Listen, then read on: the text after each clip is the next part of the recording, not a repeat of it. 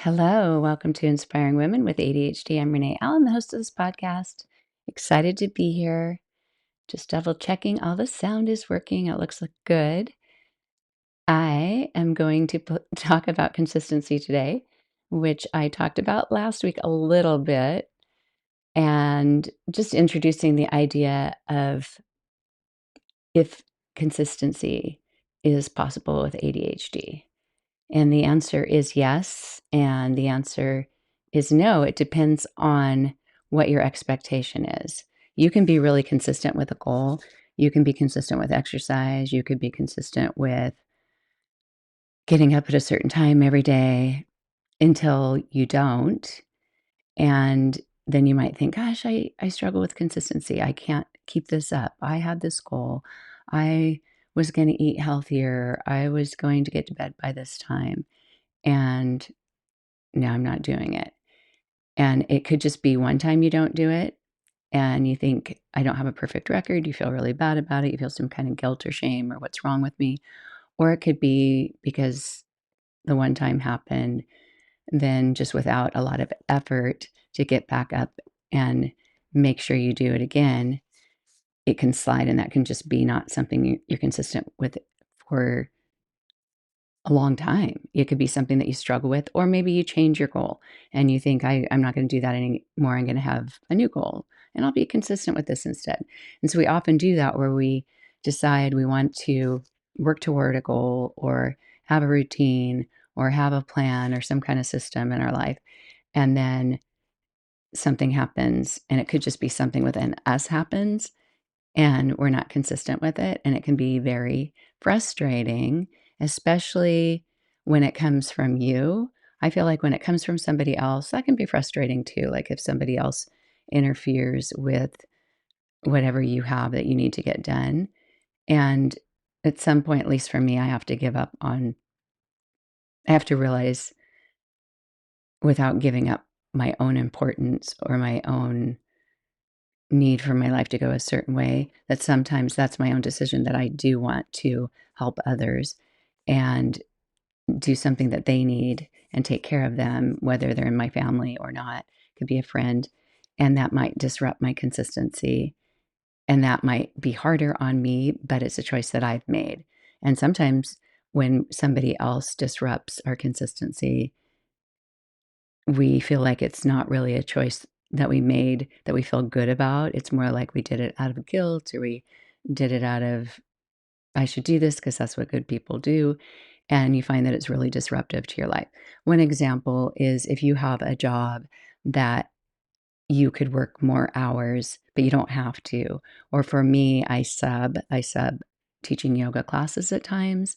Years ago, I worked in the babysitting room. I don't know if they called it babysitting daycare. Now they say things like kids care because legally it has to be a certain way for daycare.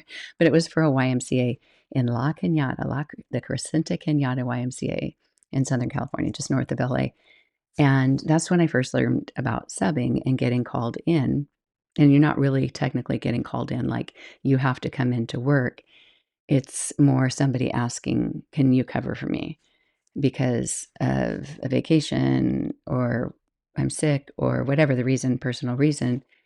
And I started learning about the people pleasing part or the feeling guilty if I didn't 100% have a reason that didn't sound valid to them. I wasn't really taking into consideration of if it felt valid to me or if it was valid to me. And being a people pleaser and loving to help people, I would say yes, I would say yes, I would say yes. And when there were times that I really needed to say no, I learned that when I gave my explanation, because I love to share, I have that part of ADHD where I love to give information that some people just might feel like I don't have to give that information, but I love to share and explain things and maybe help them see, I would really do it. Let them know that in my heart I would do it, but I can't because of this, or just even one thing. And I found that as I would explain my reason, that person could whittle it away. They could say something, "Oh, well, could you do that next week instead? Because I really need help." Or I might even just get the sense with my people pleasing nature that this, as I'm saying it out loud, that this reason doesn't sound valid if I'm weighing it against their need. And so then I just give into it. And that's when I first learned you don't need to explain. You can just say, no, sorry, I can't help. And that was back when we only had phone calls. We didn't have texting, emails, or anything like that, nothing digital. And so somebody would actually call you and you're having not a face to face, but a phone to phone conversation. And in the moment while they're asking, I didn't have that buffer time like I might with a text or an email to think, can I do this? Do I want to do this? What would be the best response? Now we do have time, and even that I had to learn over time that my people-pleasing nature, I don't have to let them know immediately, although it is helpful. I know for me, finding subs for my yoga classes, when I don't hear back from people, it makes it harder because then I'm trying to figure out what to do. But if I hear back from people, "Sorry, that won't work. Sorry, I wish I could help. Sorry, I can't do that," that helps me see what the possibilities are. And a lot of times with subbing classes for fitness, yoga, probably school, I would imagine that teachers have subs that they personally ask instead of just putting it open to everyone possible. And that's because you might feel like some subs are a better fit for your class than another. So if I text someone individually and say, "Do you want to sub this class?" If it takes a day to hear back from them, for a while I would think, can I write to somebody else and ask while I'm waiting? Because I've already given that person a one-on-one invitation. And sometimes they say things like, "Oh, if you need a sub again, let me know. I enjoyed doing that." Or they're looking for more opportunities to make money. So I'm trying to sort all that out in my mind. And what I've had to do is say things like, I'm also reaching out to Melissa. I'll let you know if I hear back from her. Sometimes I think that weakens my need to the first person. There's all this, kind of, I don't know, evaluating and trying to figure out what's the best way to find somebody to cover my class. And that as me trying to figure out if something's disrupting my consistency or what I need to do in my life, I also sort that out. Like I used to just respond right away. If I was available, I would respond right away. Sure, I could do it because I would think, yeah, I can do it. It'll disrupt my day somewhat. I'd rather not do it, but I know this person needs help. And that used to be my mode. Or when I wanted more experience teaching, I wanted more exposure as a teacher. And that filled some of my goals to be able to teach more classes and have other people get to see how I teach or maybe see what kind of class I teach. Although usually you try to teach a similar format as what the other person has, but there's just so many different styles and personalities that it's always different. And And now that my my value system, if you can call it that, of how busy I want my days to be or how much I want it to be driving around, running around, that changed a lot with COVID because I used to drive here and there and everywhere and sometimes teach 5 classes a day, some of them mine, some of them subbing and just jump on any opportunity when somebody would say, I'm going to Europe. These are all the days I need. And June and July, I'd say, I can cover all the 7 a.m. ones. And, I just kind of jump in there and do it without even really seeing how it affected my system or my sleep, my ability to sleep. When I knew I had to be the one to open the yoga studio and drive 20 minutes to get there, it was more challenging than I realized. But it was also, good experience for me. But now I give myself that buffer, that time to not accept something right away. Sometimes even with a doctor's appointment where you're walking out and they say stop and schedule your next appointment as you walk out. And yeah, it takes more time to call in and be on hold and do it. But sometimes when you come home and you have your calendar in front of you and you have more time to think about what really works better, then you can make a more informed decision and maybe something that's better for your life. So just knowing when you get in the way of your consistency is important because one, that could be, well, that's a you and a them. So sometimes somebody else getting in the way of your consistency might be an immediate need in your home, somebody asking you to do something, somebody just walking in the room and it distracts you. That can be somebody else influencing it. But if it's also involving you and your decision, there's different ways to look at this because with your children and you're taking care of them, that's a decision that you've already made. And you may set up ways that I can't help you with this right now. Mommy's busy or something. Go keep doing your homework or whatever. Being present for them, but not having everything just disrupt you is really important. And it's something that comes with time. Maybe some people do it easier, but with my first few children, I had a hard time taking time for myself to take a shower. I just thought, I can't take a shower. I have little ones. And what would they do if I shut that door for this amount of time? And I realized you have to take a shower. You have to take a shower. So it's really weighing in those things. But there are times when you are the only reason that you're not consistent. And that could have to do with all kinds of things: overwhelm, distraction, multitasking, brain glitch, whatever you wanna call it, with executive dysfunction, impulsive behavior. Impulsive behavior can get into that a lot, or even just self-medicating with something like, "I just need to go shopping right now. I need to get online. I need to do this." Those things can be soothing for our brains. Even just, "I'm just gonna turn on the TV. I'm just gonna do this instead." Self-care, self-medicating, they're all important, but if you find that you're in self-medicating, I'm, mean in a healthy way. Although I don't know that scrolling all the time's the most healthy for my brain, but you know what I mean. I'm not saying something super destructive, just something more interruptive.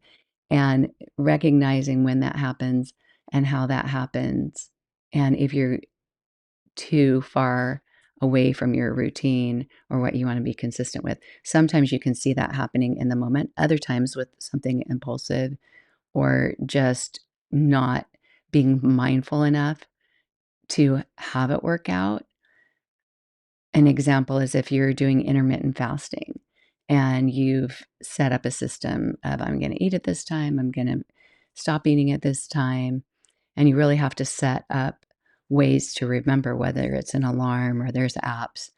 I'm trying to think of the name of the app that I liked for that. I haven't done intermittent fasting in a while, but there are a few of them, and they will let you know what, your eating period has begun, your fasting period has begun, and it lets you know how consistent you are. And sometimes just forgetting something like that, you might not think you would forget, but if you are a grazer, if you are somebody who eats all day long, at the beginning, you might forget. You might walk around, grab something off the counter, be eating, and go, "Oh, no," So you get in the way of your own consistency, so you might need to find a way to not do that again. But just knowing that even if you find a way to not do it again, it's very likely that you will do it again. And that can be super, super frustrating. I want to talk a lot more, but I wanted to get this episode out before I go teach yoga today. So this will be a shorter episode. I want to talk some more about this, but just as it's not even an intro because I gave some examples in my last episode about consistency. And I'll give one more example, but just knowing that it is possible, but not having the expectation that 100% is black and white. It has to happen. Consistency has, in order for that word to actually be valid, you never disrupt it. And that's not really life because life isn't perfect. So, first, not being so frustrated with yourself if it breaks.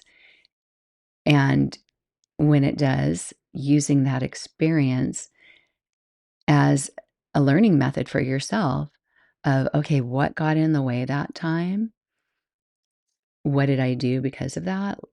And where did that take me? And just evaluate that and try to prevent that from happening again. If it's something like klutziness, if you bump into things and you have bruises and hit your head and things like that, you can set up ways in your house to not get a puncture wound on your forehead. I got that from my fireplace last year. It's not the first time I got injured by the fireplace, but the first time that I went up and actually had a cut right in the middle of my forehead. And I had to buy the little baby bumper things and put it on the edge there. And I might be the only person in the world that helps, and it might look weird on my fireplace mantle, but that's what I had to do. I've also had to move furniture. I had to change what I had in cupboards. So if I was down in that cupboard and I came up, I wouldn't hit the top of my head so hard. I had a lot of injuries the first year of living in this house. And for me, consistency with not getting injured is something that I really work on because I am so, I don't know if you call it accident prone, klutzy, clumsy. It's just mindless at times with where my body is. And I used to think it was I just was managing where I'm going by where my eyes are, but I've hit something, hit my eye into something before too. But yeah, it's just what's out of your scope of your eye sometimes isn't always available to your mind of the possibilities. And especially down at your feet, if you're walking around, you're not always looking at your feet. And sometimes you trip over something. So I clear my path, especially during the night. I clear my path as much as I can so I'm not tripping over something.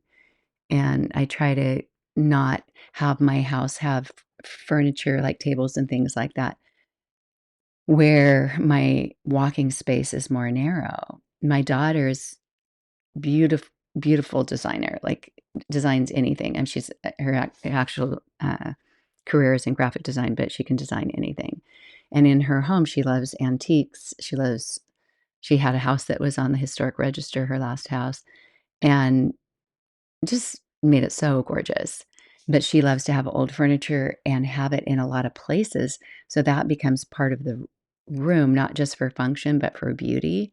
But for me, if I go around a corner and I think I would hit my hip on that, I'm not going to have that table there. I have to do it for more function for me.